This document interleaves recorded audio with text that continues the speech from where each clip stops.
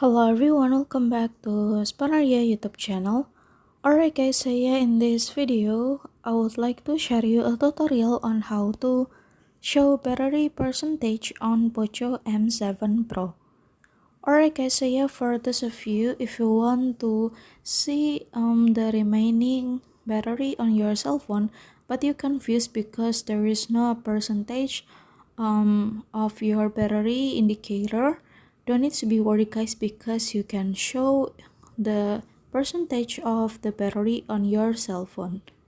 And how to do that is very easy.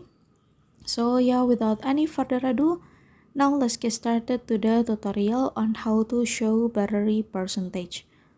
Alright guys, so yeah, the first thing first that I have to do is, of course, now you can go to settings menu on your phone, and then now you can scroll down and go to notification and status bar.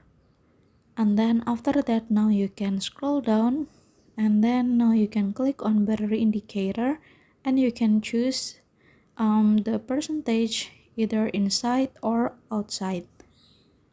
Alright guys, so yeah, and the percentage will show immediately, and here's the tutorial.